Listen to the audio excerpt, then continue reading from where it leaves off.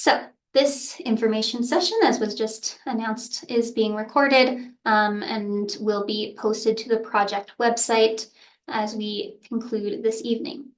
The session will begin with an approximately 10-minute presentation, followed by a question and answer period. We kindly ask that all questions and comments be submitted through the Q&A function at the bottom of your screens, and they can be submitted at any time throughout the presentation. Although if you have any difficulty with that format, please virtually raise your hand and we will unmute you and allow you to ask your question orally. Following the presentation, Tiffany will facilitate the discussion, presenting your questions to our team, and we will be doing our best to answer everything that we can in as much detail as possible. Lastly, we ask that everyone in attendance today maintain a respectful and courteous environment for all participants, and we greatly thank you for your cooperation.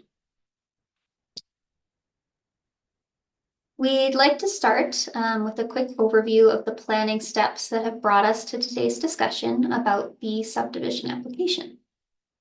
Municipal planning processes occur often over a long time in a series of stages. Each stage zooms in to take a more detailed look at a specific area. The Area Structure Plan stage, or ASP stage, is one of the earliest planning processes for a defined area.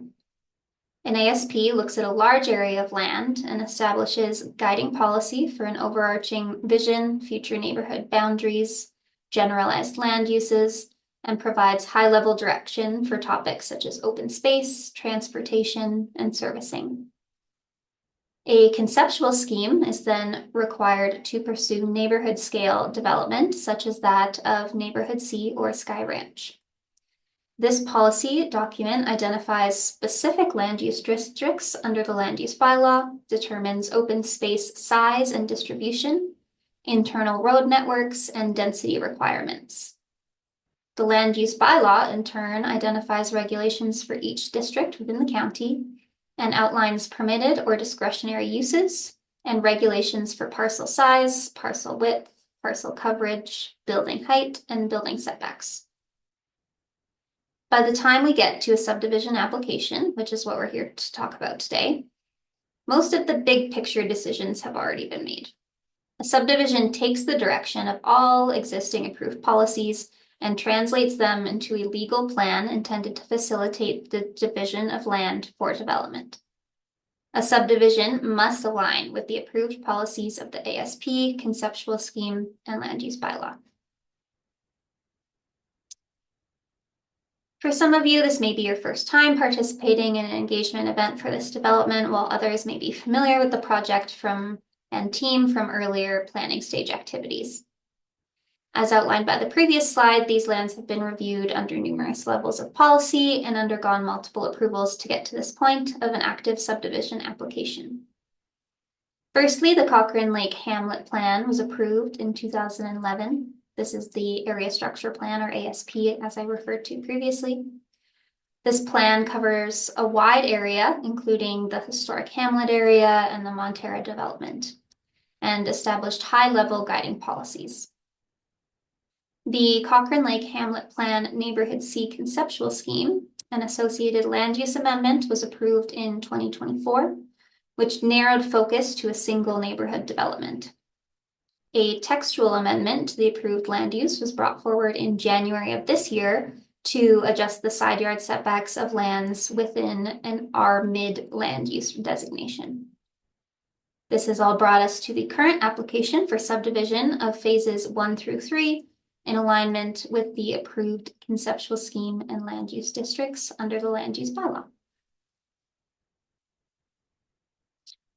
Although the majority of our discussion today will be surrounding the subdivision area in particular, we wanted to first identify some contextual considerations for the area.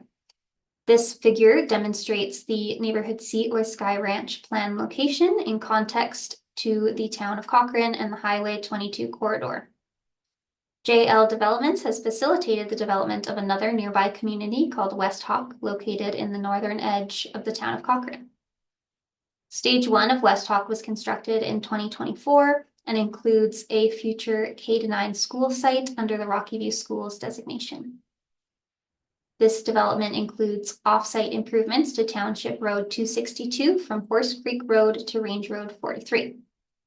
This portion of the road will be upgraded to an urban cross-section in the spring of this year. Additionally, the Horse Creek Sports Park is planned to include a high school with community sports and recreational amenities. And all of these improvements and new amenities will support growth in the Cochrane and Cochrane Lake area. Now, for the reason we're all here, following the 2024 approval of the Cochrane Lake Neighborhood C conceptual scheme, Sheffer Andrew has submitted an application for the initial subdivision of Sky Ranch on behalf of JL Developments. Although the subdivision is referred to as Phase 1 in the application, it aligns with phases 1 through 3 as identified in the conceptual scheme for those who are familiar. The subdivision proposes 254 residential lots in total. There are 223 lots under the R-Mid Land Use District and 31 lots under the R-Small Land Use District, which is shown in the pale yellow along the edge. The building typologies include row homes, semi-detached, and single-detached houses. This initial phase also includes 7.91 acres of open space, including the 2 largest parks of the neighborhood plan. The park in the northwest corner includes a storm pond to facilitate stormwater management within the plan area. A temporary emergency access will be provided, aligning with an existing driveway access to Range Road 43, as shown by the orange dashed line on your screen. Stripping and grading in support of the development will also occur in the area identified on the figure in pink. JL Developments will not be stripping and grading the entire site, but rather have agreements made with local farmers to bale the hay on the remainder of the development area until such time as it's ready for subdivision. This approach will minimize off-site disturbances related to stripping and grading, and will also address fire safety concerns by ensuring the lands are maintained appropriately. Density of the development must be balanced across the entire conceptual scheme boundary and cannot exceed the defined maximum of 6.25 units per acre. Following subdivision approval, JL Developments will proceed with servicing agreements, and its builder partners will proceed with building permits once the subdivision is completed. For those who are familiar with the approved conceptual scheme, the left side of this slide demonstrates the approved land use concept of the conceptual scheme with the boundary of the Phase 1 subdivision highlighted in red. This figure shows the breakdown of land uses, including R-Small land use in pale yellow and R-Mid land use in bright yellow. The boundaries of these land use districts remain unchanged from the time of conceptual scheme and land use approval in 2024. The figure on the right demonstrates the proposed subdivision plan and is colored by building typology. The 2 shades of yellow both represent single detached dwellings, with 2 colors to represent the 2 different land use districts. The red color identifies the location of row homes, and the green is for semi-detached dwellings. The only change from the approved conceptual scheme concept is the introduction of rear lanes for homes fronting on main roadways. The reasoning for this is by increasing the laned built product, it minimizes instances of potential conflict between vehicles and pedestrians on the sidewalks by removing the number of front drive garages. This results in a safer and more enjoyable pedestrian environment and is especially important for along entry roadways where traffic will be higher. Throughout our past engagement and in reviewing the letters submitted in relation to this subdivision application, we've highlighted a series of recurring themes, including constraints on infrastructure such as roads and traffic, water and wastewater, schools, amenities, and emergency services, as well as changes to the rural aesthetic and increased density. We look forward to hearing your questions, and we'll do our best as a team to answer as many as possible. With that being said, we can now begin our question and answer period. For those who have not already done so, please feel free to enter your questions in the Q&A function. And we will also provide our contact information at the conclusion of the evening. And we encourage you to reach out if you feel that your question was not answered, or you have follow-up questions, or if you would feel more comfortable with a one-on-one meeting or conversation. So with that, Tiffany, do we have any Q&A questions that have popped in throughout the presentation? Yeah, we have a couple coming in. So maybe I'll start with, this is from Clay, inquiring about the row homes. Were the row homes in the original plan? Clay, if you want to just respond in the Q&A, I'm assuming the original plan, that would be the neighborhood C conceptual scheme. So I can maybe start with this one, and then any of the other team members can jump in if they'd like. But yes, they were considered originally. At the time of the conceptual scheme approval, the two land use districts, R mid and R small, were also approved. And so the R mid land use district is intended to support a variety of housing forms, and row homes is one of those forms. There's also guidance from the ASP that really drove a desire to introduce a variety of product in this area, and especially within the more central area of the neighborhood itself. And so that's where a lot of those homes are oriented. Jesse, Imee, anything you'd like to add to that? Hey, thanks, Lauren. And Clay, good question. I think that when we talk about row housing in its current form, these aren't large condos. They would be looking and feeling like a threeplex or a fourplex, just so that we can kind of better understand what that looks like. And it is only within the constraints of the collector road running through the community. It is not able to be placed within the RSML district, which is the transition zone between the existing acreages and Sky Ranch. Thanks, Lauren. Yeah, I just think that's an important piece of that. I'm happy to kind of quick start answering some other questions. Cynthia, you brought up a really good question, and I think it's something that we should chat about, is the intersection of Cochrane Lake West and Highway 22. So we're certainly in agreement that there is some consideration on this, and we've been working with the province as well as the county on what would be required as part of this initial subdivision. And I'm happy to announce that we are, in conjunction with the province, going to be building as a condition of this subdivision, Highway 22 and the Cochrane Lake West Road signalization. And just for clarity, what that means is that would be a signalization and illumination of that intersection to support this subdivision. We're big believers of doing it right, and we think this will be an added benefit, and we think it's hopefully of a net benefit to the area, taking into consideration Montera and future development as it progresses. I'll pass it over to you, Lauren, or if there's some further questions, Clay, on your end. Yeah. If we want to jump to, there's one from Peter. This is in regards to water. So what will the subdivision be doing to access water? Nathan, did you want me to start and you to add, or do you want to jump in? Sure.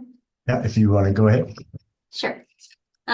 So the water servicing was, the strategy for that was identified at the conceptual scheme stage. And the plan is for the services to be piped municipal services to be brought over from the Sheriff Lake or the Sheriff Road intersection, I believe. And they would be coming from the east to the northeast corner of the plan area, and everything would be piped services.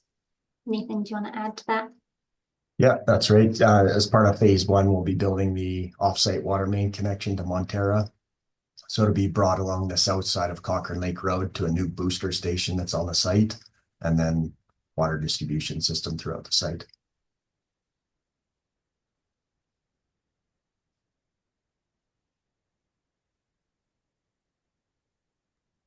Yeah, and just jumping back to our previous question, some questions have come in about signalization. Is there a means with that to put light within the signalization? And actually that came up twice, just for confirmation. Signalization, does that mean traffic light? Yes, you or Ross, maybe? Yeah, So- when we talk about signalization, it's like the traffic lights, like the red, green, amber. And then along with that, when you have signals or traffic lights, you have to also illuminate the intersection. So those would be the street lights that just shine light down onto the intersection. Ross? Yeah, and then this one from Peter, what is the again on the intersection, plan for the intersection, which I believe we've addressed for Highway 22 and Cochrane Lake Road. Again, will there be a light installed, and what will be the speed limit on Cochrane Lake Road? Ross, are there any changes to the speed limit planned as a part of this upgrade that you know of? I'm not aware of any changes to the speed limit on Cochrane Lake Road West. And you can correct me if I'm wrong, but typically that would be under the municipality, or yeah, it's a municipal road, so under the municipality's direction to identify the speed limit. Is that correct? Yeah, it's a Rocky View County road. Thank you. Yeah, and I'll jump to the next question. Question is, when did JL Developments enter the scene, and is Canopy Land still in the picture at all? Maybe Jesse, if you can speak to that timeline. Sure. So we have purchased and closed on the property as of March, so last month. Canopy Lands or Chicken Dens West is not affiliated with these lands anymore. JL Developments being myself. It's myself and my wife that own JL Developments. We're a small family-run boutique land developer. So we're the good and bad is that it starts and stops with myself. So with my wife and I. We are the new owners, and of course we're kind of coming in mid-cycle, as many of you guys are aware. A lot of these improvements and entitlements that have been undertaken over the past several years were much before our time. So part of this is for my benefit as well, as to get to know yourselves and start to build that rapport and start to understand some of those pinch points. What can we do differently? What can we look at together? We've been having a lot of meetings with affected residents as that share a property line with our active subdivision, and I think that there's good work that has been done, and there's more to do. But I think this is a good first step, and I mean, with that, I'll pass it back over to Lauren to kind of as we work through those questions. But to answer your question, it's just ourselves right now. Kathy?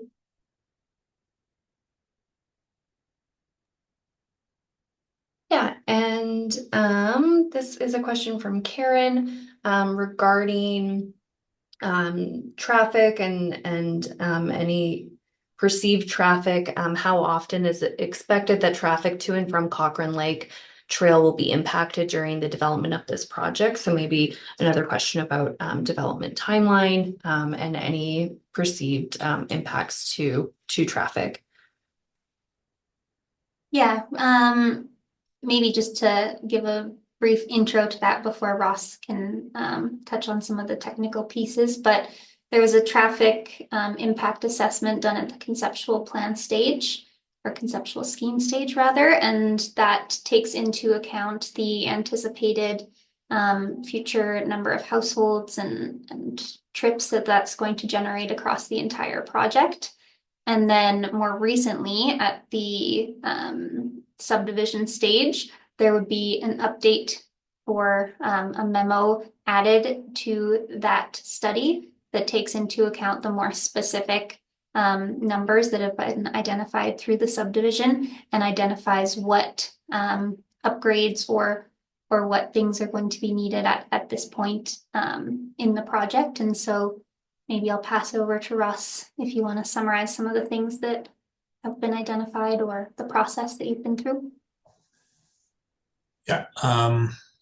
Yeah, there's several TIAs for the whole Cochrane Lake area, kind of going back to 2017, 2022.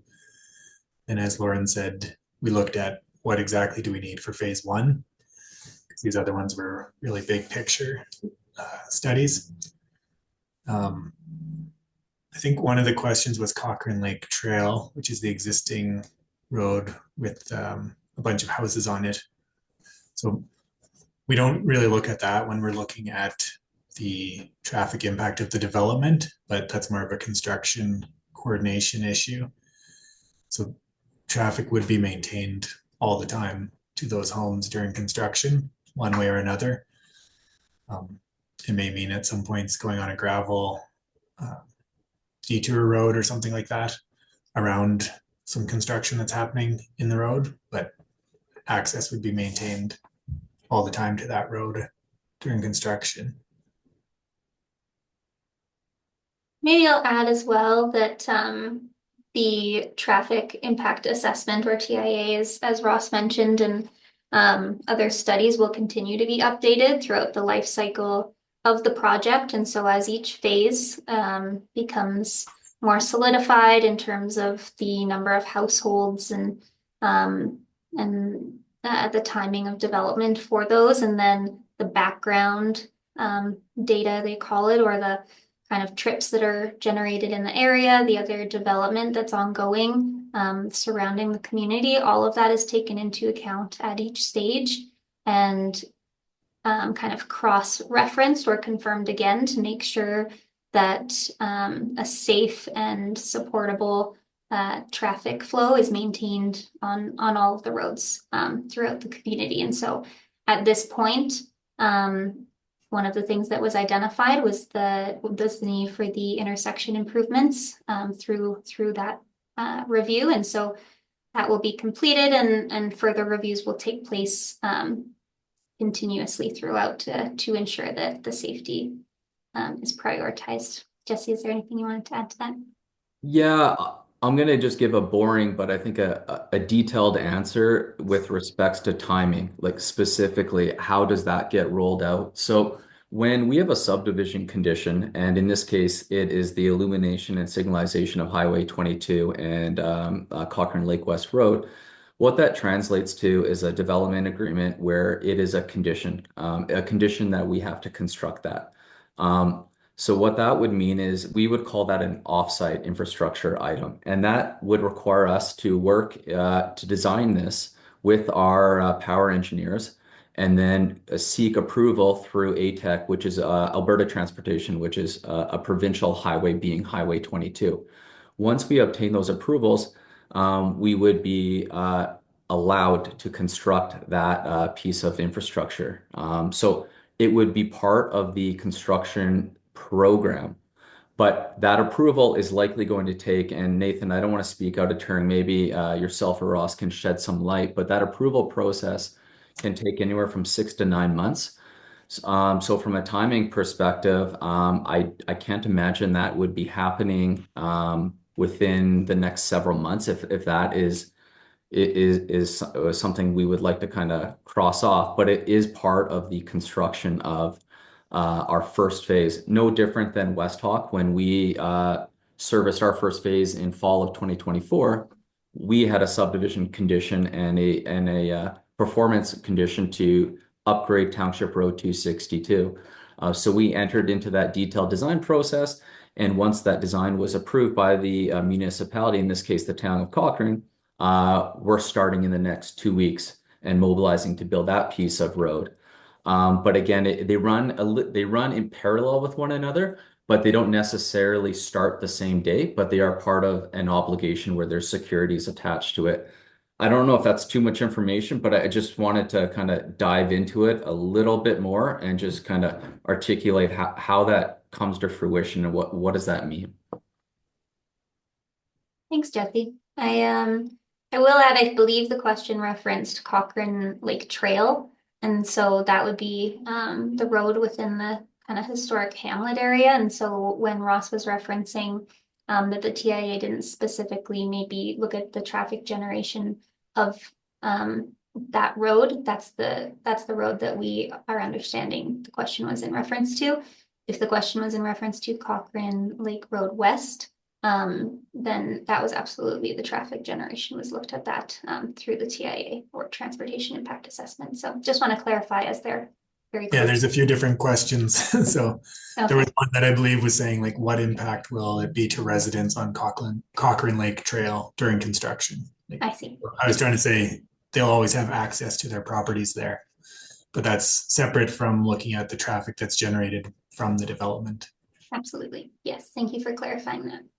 Ross, after this information session, can we look at the speed and confirm with the county what the speed is going to be or isn't, and maybe kind of put that to rest so that everybody has a clear understanding on what that expectation is going to be.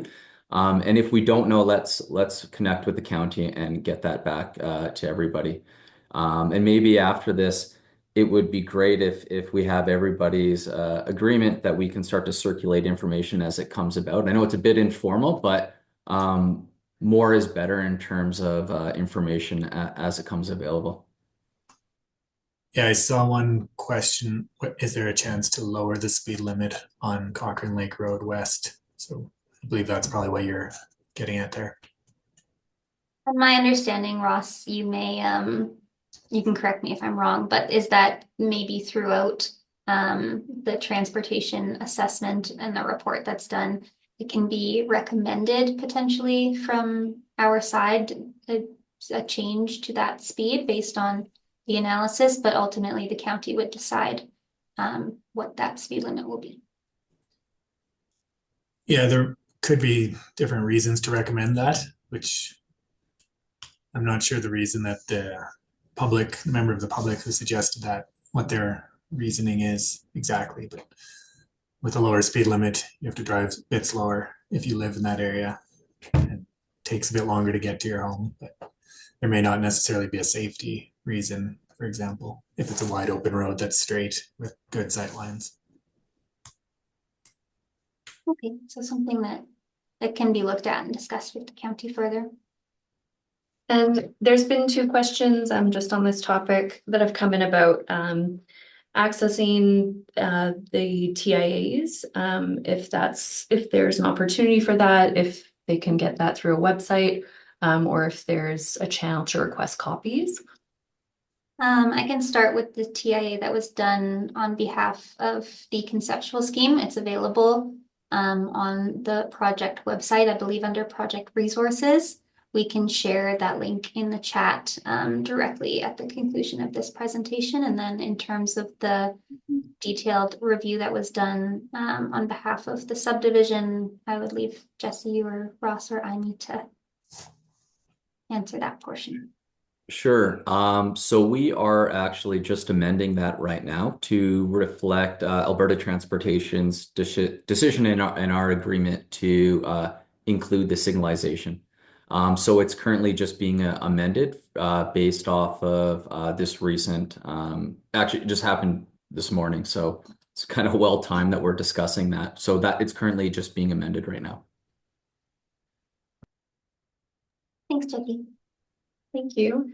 And there's been a couple questions coming in about Zach. This is from Zach. When will the project break ground?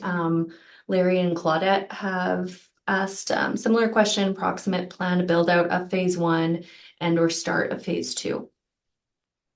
Sure. I can jump in on that one. So the first step is the stripping and grading permit. That will allow us to strip the site that was highlighted in red. Lauren, if you wouldn't mind bringing that up just for context. And then that will also include the excavation of the stormwater management facility.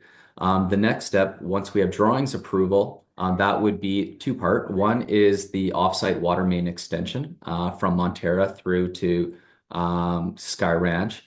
And then the third would be the on-site drawing approval for the deep utilities, roads, concrete, landscaping plans. That would be that next step. But in terms of timing, we would like to be starting stripping and grading here early summer.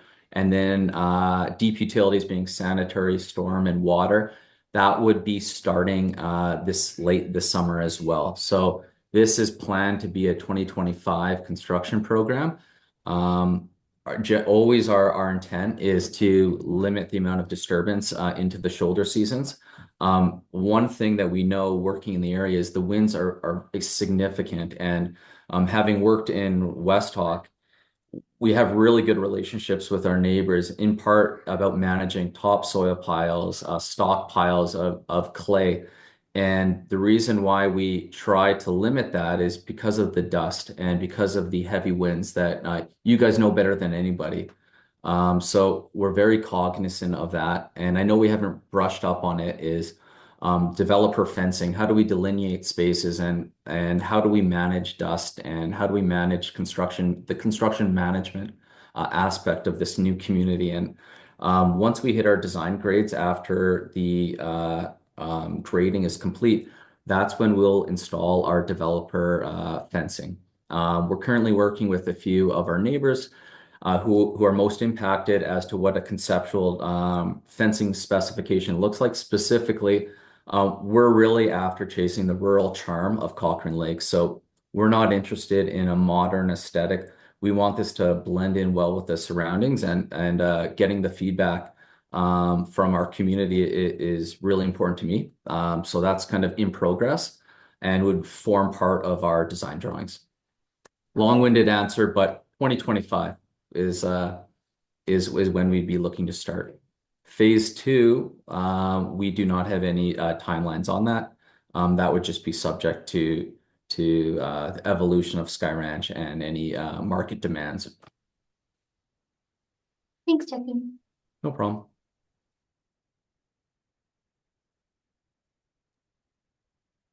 Yeah, I'm just looking at the remaining questions here. Maybe if we can speak to, there's a couple questions coming in about Cochrane Lake Road. So maybe I'll highlight the topics that are coming in about Cochrane Lake Road, and then based on who would be the best to answer them, if you want to just pop in and give your answer. So the first one is about is there going to be widening for Cochrane Lake Road to allow turn lanes into the community? With a focus on currently there's school buses and school bus pickup on Cochrane Lake Road. And so is there a plan to build pullouts on the road to allow for these pickups? I can Sure, yeah. begin. So the road widening was accounted for at the conceptual scheme stage, and so the area that's required for that widening will be in place, and it's our understanding that there has been some widening that's already taken place on behalf of the county. And in terms of school drop off and whether there would be laybys on Cochrane Lake Road, I might turn to Ross to answer that. Yeah, currently there's no plan for any bus laybys on Cochrane Lake Road West. This past year, the county did widen it, as Lauren mentioned. We've had topo on it. Was supposed to be about 9 meters, but it's a bit wider in most places that we've measured. So it's 9.2-ish meters wide, which that does provide 2 3.5 meter lanes plus a 2.2 meter space for a bus to pull over.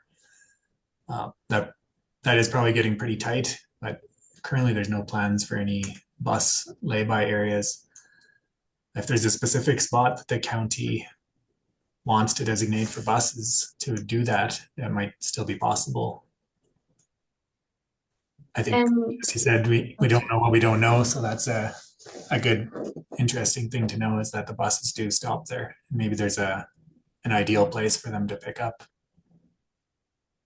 Ross, to Lauren's point, we do have the road right of way in place to accommodate future design considerations. So I think just looking at this holistically is there is the instruments available to us and the county to accommodate a lot of the design considerations that aren't part of the first phase, but that will certainly be part of the ultimate build out of this community, which is part of that future proofing when we look at community building.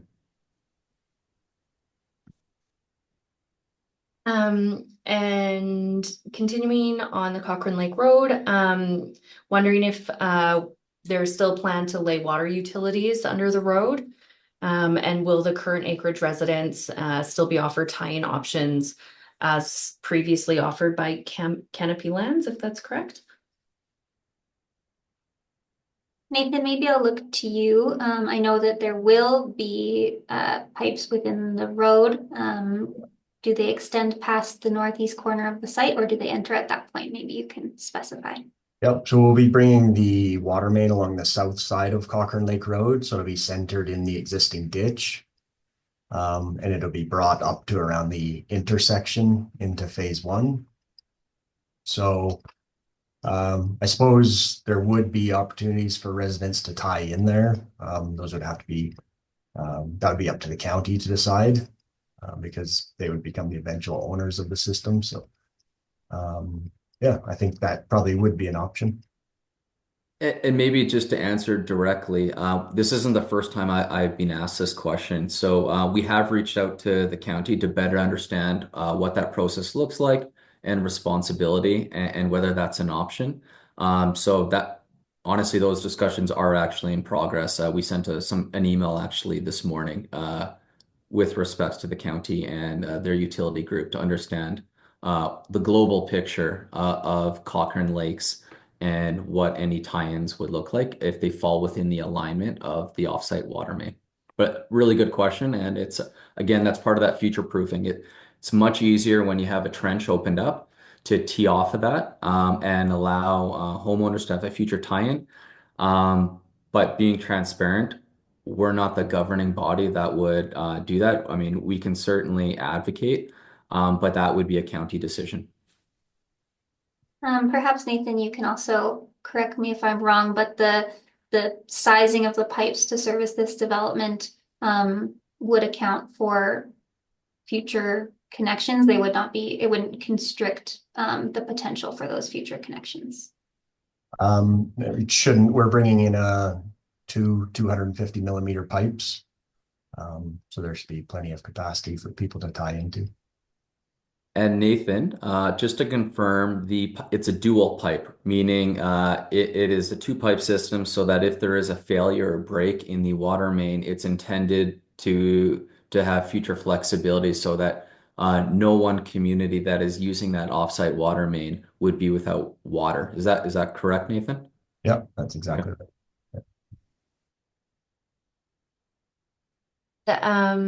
So the next question is inquiring what involvement and financial commitments are you making to the improvements of Cochrane Lake water system? If so, how much of your project hinges on those improvements to the lake? With a comment that there's need for improvement right now. So my understanding is that there was some improvements that had taken place and some there was funding that was through previous development groups, and that the system was recently acquired by the county. And so in terms of the improvements, Nathan, you might know better than I how those are forecasted to be. Yeah, the existing water system is owned and operated by the county, so any improvements would be up to them. I know they are doing a study right now to look at possible improvements to the system, but we're not sure exactly the timing of those. And maybe just to add some color and not sharing any information that I don't think anybody else owns or isn't aware of, but in order to provide the long-term solution to Cochrane Lakes, it does require berming. And that berming is not part of our development because we do not have that frontage along Cochrane Lakes. That being said, to answer your question directly, Clay, there is financial consideration on our part for that Cochrane Lake revitalization plan and the cost attributed to see that ultimate improvement. What it does need is berming and it needs to be raised. Again, in layman terms, one way to do that is through treated water, UV filters. There's a bunch of tools at our disposal to help elevate that water to create more of an aesthetic. I don't know enough and I'm not involved in the details enough to comment on what it will translate to in terms of use of enjoyment recreational. It's not in our scope, if you will, because we're not abutting to it and we're not leading that charge. But we have had discussions with the other developers in the basin on a financial commitment. And then there's also discussions on the timing of that berming. But again, that is not ourselves, but it is part of our stormwater management plan. The ultimate discharge would flow to Cochrane Lakes. Is that correct, Nathan? Yep, that is right. And just to clarify, I might have misunderstood the question because my response was in regards to the drinking water, the potable water system, and you were replying about improvements to Cochrane Lake itself. But yes, we do have a stormwater outfall to Cochrane Lake. Okay, and we have two more questions. One is jumping back to the row housing, wondering if will the row housing include alleyway garages? Yes, so typically, this type of development has a rear lane, access, and so that is, as we mentioned in the presentation, at one point there, has been the addition of some lanes that may not have been visible, at the conceptual scheme higher level, stage, and so, those would have rear drive garage access, through a typically paved lane. Jesse, do you want to add to that? Sure. Yeah, and in addition to that, what it translates to is a boulevard, a treed boulevard, and that's where you, from a pedestrian standpoint, it's a much more pleasant experience rather than stepping over driveways. It also eliminates that concrete jungle aesthetic sometimes when you have front drive product on both sides, and where possible, we've tried to add lanes on the local roads as well to help kind of create a more balanced approach to the street. Again, these are small tweaks, but little things do matter. And when we're designing these communities, they're intended to stand the test of time. So small changes, but they are intentional on our end. And last couple questions, apologies if this has been answered. Karen was wondering who is in charge of the berming requirements to Cochrane Lake, and where can they find out more information about the details and timing in relation to that? I'm not aware where that responsibility is lie, other than it's part of the Cochrane Lake frontage is owned by a third-party developer. And whether that is a county responsibility or a third-party developer responsibility, I can't speak to that. It is in our lands. But I am aware that berming would be required in order to support the ultimate Cochrane Lake revitalization plan.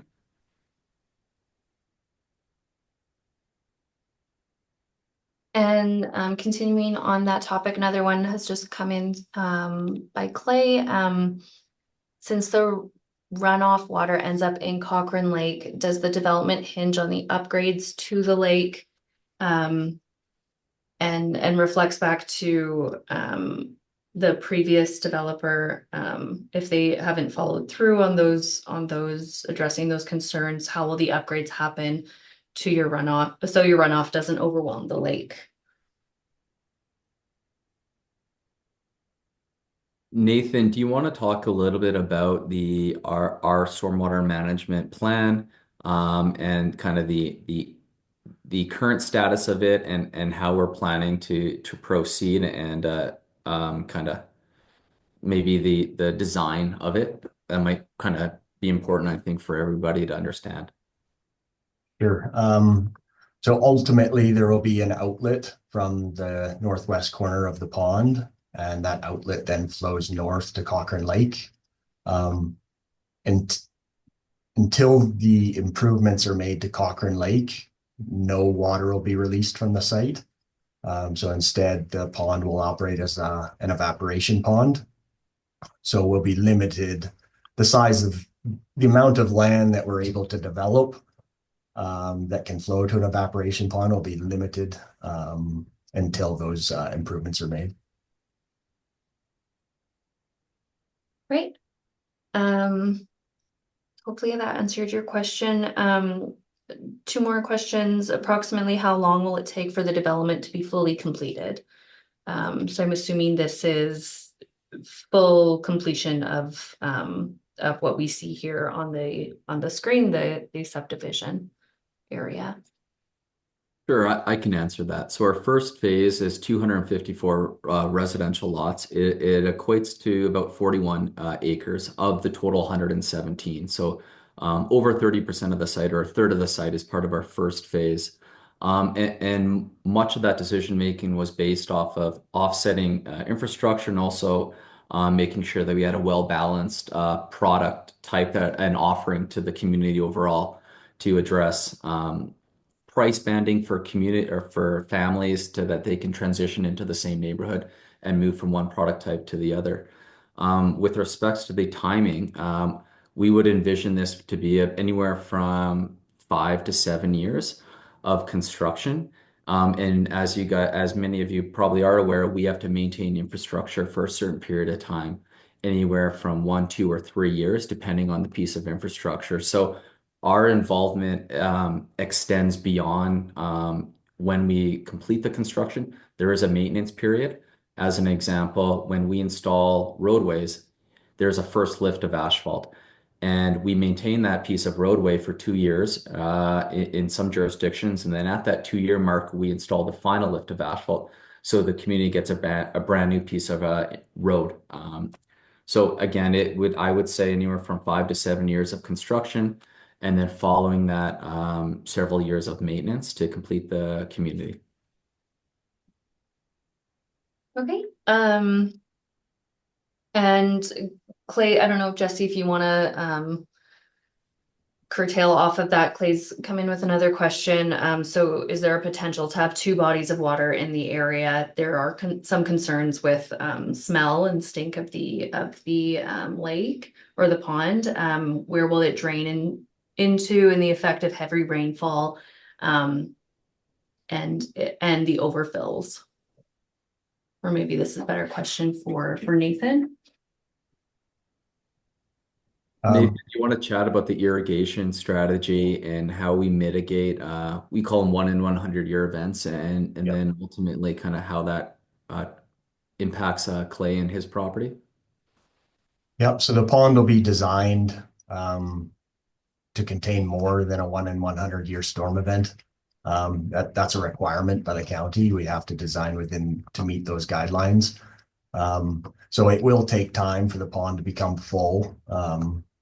So as the community builds out, more and more runoff will be entering it. As a backup to prevent the water in the pond from spilling, a temporary irrigation system will be provided to irrigate undeveloped land. So it'll slowly disperse that water over a long period of time to dispose of stormwater. Once the future outlet is in place, after the Cochrane Lake improvements are completed, that irrigation system will be removed, since it'll no longer be needed. And for clarity, and I think it's something we should just be made aware that this irrigation strategy can be in place for a long term. In other words, it is, from our perspective, interim, but it is designed to be long-term. I know there were some comments previously, I forget who made the comment, but if the Cochrane Lake Revitalization Plan is not executed, the question, and it's a good question, is, well, what does that mean to this development? And it means that we can't develop the full balance of the 117, but the irrigation strategy and the equipment involved in that would remain. All right, so I will just say we are at time, but we'll go to 7:15 because there are still 3 more questions in the queue. And if we get up to quarter after, if there are further questions or conversations to be had, I can be contacted and I will get you to the person that's the best person to answer those questions. So just a little time flag here, but so maybe we can go to Sam has a couple questions that have come in regarding the presentation on the title page. If why phase C hasn't been shown, and that we've shown Montera and Cochrane Lake Trail. Yeah, so I can answer this question. The intention was certainly not to be misleading with the use of this photo, acknowledging that this is not the subject lands, but also didn't want to show a photo of the subject lands as they are, because we recognize that that's not what we're here to discuss today and what we're here to propose. And so just I guess full transparency and apologies, because the way it was communicated was not what was intended, and more just for visual purposes of setting a context for the area and showing an image of the lake, but definitely did not intend to mislead intentionally. Thanks, Lauren. And 3 more questions here. 2 are about the construction process. So from Natalie, what is the plan for noise mitigation during construction? And then also from Clayton, how many builders are expected to be building for phase 1? I can answer the question about noise during land development construction. There will be noise, but contractors work within Rocky View County noise bylaw requirements, which are typically 7 a.m. to 7 p.m. They normally don't work that long. Most contractors work 6 days a week, taking every Sunday off, and long weekends. Okay, and last question from Clay. Going back to the stormwater pond, what will be done to prevent the irrigation pond from being unsightly? Nathan, it's my understanding, and I know we're still working through the landscaping design of the pond, but the pond is intended to be landscaped with our first phase, right? It's not intended to just be a simple body of water. I share the same concerns, and I am holding myself I would think a high standard, because we do have future residential lots that will back onto that amenity. So we're incentivized to make sure it's an amenity and it's pretty and it's well designed. I can appreciate the blue rectangular square is not overtly pleasing. That is not the ultimate design by any means. That is simply a placeholder from a subdivision perspective. And I just want to make that note. That is not my expectation of what the storm pond, the configuration of the high water mark will look like. It is simply a placeholder, but it will be landscaped. I'm not too sure if we have walking trails as part of that, Nathan. But do we? Yep. Okay. There'll be walking trails, there'll be fencing. The green area on the south side will be an actual usable green space. So the idea is to make it a desirable amenity. So houses that are backing onto that pond, they'll be desirable. So it's not intended to look like a hole in the ground or a swamp or anything like that. No, and again, as I mentioned, that the landscaping design is in progress right now. So more than happy to share that information as it goes through its design process. But yeah, we're excited. We think it's a huge opportunity, and it's an important corridor, and because it is the low point of the site. It's highly visible to the community at large. So being stewards of the land, it is up to us to beautify that and ensure that frontage is desirable and is not anything more than it should be, which is it should be a pretty body of water, and we should have walking trails, planting beds, trees, and numerous other amenities as part of that because of its high profile nature. Okay, thank you. And two last questions here, which I think we have time for. What is the justification for building townhomes within this acreage environment? And is the long-term goal to make the rural area seem a generic suburb? I can start and then maybe Jesse can jump in. So the vision for having townhomes and a diverse form of housing was really rooted in the area structure plan from 2011. And not only is this development tied to a density maximum that it's allowed to develop, it's also tied to a minimum. And so it has to achieve a certain amount of density, and the intention for that at the area structure plan stage was to bring a supportive population to aid in different improvements for the area, to bring additional amenities and resources. And so the intention is not to conflict or oppose the existing character of the community, but rather to just diversify the offering in a different way and to try to maintain as much of that as possible. But Jesse, I'll let you speak to that further.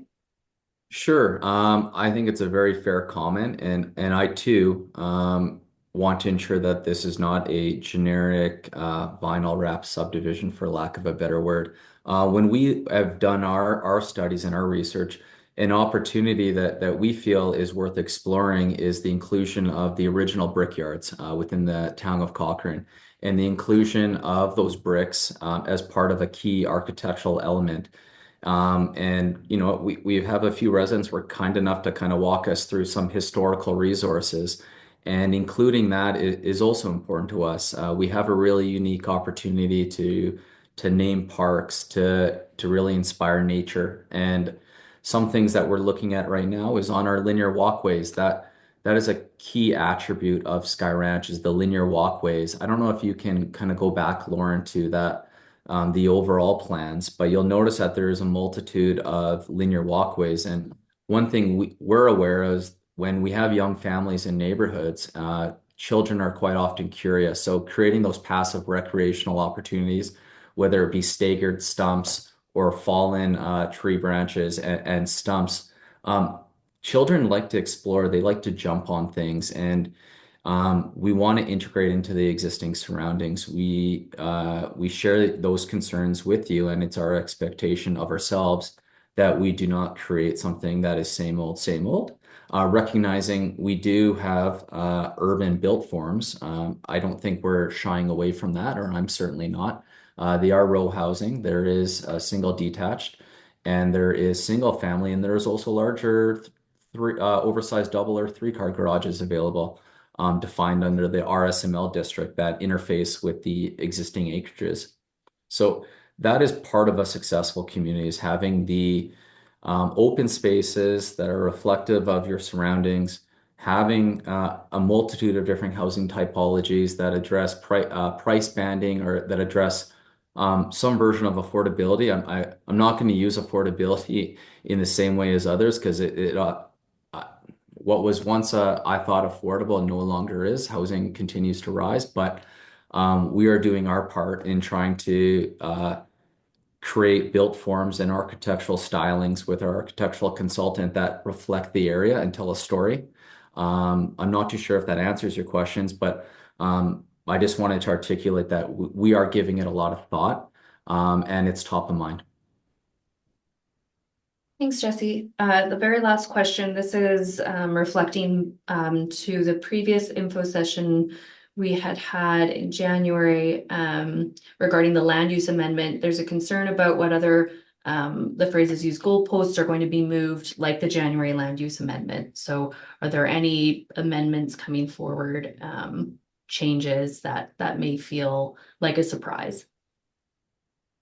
Can maybe begin with this. And so kind of the history and full transparency on the amendment that took place in January was that it was not intended to kind of circumvent anything or to bring something in at the last minute, but rather the land use bylaw regulations specifically regarding the side yard setbacks are different in Rocky View County than they are in quite a lot of the other areas. And so at the conceptual scheme stage, you're looking at it from a very high level, looking at the land use and the overall picture of what the neighborhood is going to look like. And then it was a simple oversight, I guess, of what the impact of that side yard setback would be at the development stage.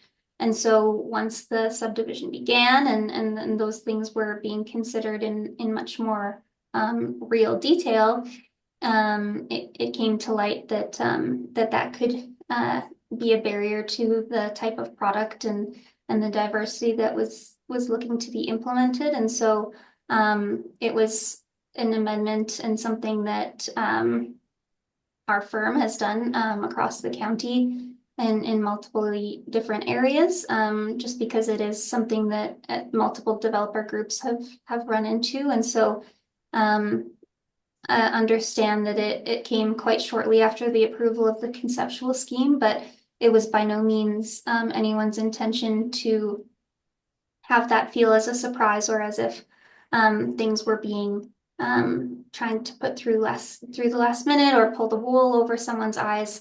And so just hopeful that as we move forward with this engagement and with the future phases of this neighborhood, and especially Jesse's commitment to transparency and wanting to be available and to answer as much as we can hopefully, I guess, resolve some of those potential feelings. And I guess apologies just for how that was communicated, if that was the sentiment across some of the community. But Jesse, do you want to add to that? Sorry about that. Just trying to find the unmute. Yeah, certainly at that time we weren't the applicant there, but we were aware of it, and it's I will echo that this is imperfect. And whether it is good or bad news, you'll get the honesty and the truth from me. And my phone is available to call anytime. My email's available, and we're happy to just grab a cup of coffee and chat through just some general discussions as they come about. I mean, this is really going to be an iterative process. This is one step, but there is going to be a lot of dialogue and discussion. I mean, we're going through this, and we have built a community in West Hawk adjacent to Rocky View residents, and we have good relationship with those Rocky View County residents. And it just doing the right thing, just being honest, chatting through any concerns we have. It makes for a much more pleasant experience, and we're available. I know my information's here, but feel free to reach out to me independent of this information session, and happy to work through anything as it comes. Thanks, Jesse. Yeah, I'll just add that I've switched the slide over now and have the contact information for both Jesse and Tiffany. Please feel free to reach out to either of them. If the question is best answered by another member of the team, as Tiffany referenced earlier, we'll be sure to connect you with that appropriate member and do our best to get the answers for you as we can. And I've also included the website address for those who are not familiar, and we can add that in the chat as well. Tiffany, did any one last question come in?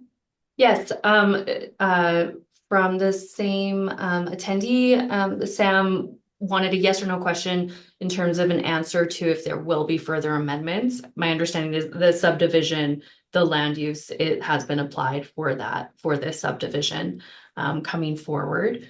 But Lauren or Jesse, if you want to address that further.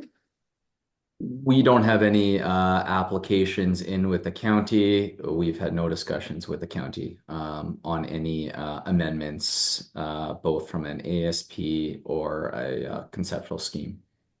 And this subdivision application does as is presented, does not require any amendments or changes to those policies. So no. Yeah, so that was almost exactly 7:15. No other questions have come in, so thank you everyone for getting your questions in, and we hope we answered them as efficiently and effectively as we could. And Lauren or Jesse, I'll let you close out, but just wanted to say thank you everyone for your questions and for typing them, and I hope I phrased them right and hope we were able to answer some of your inquiries.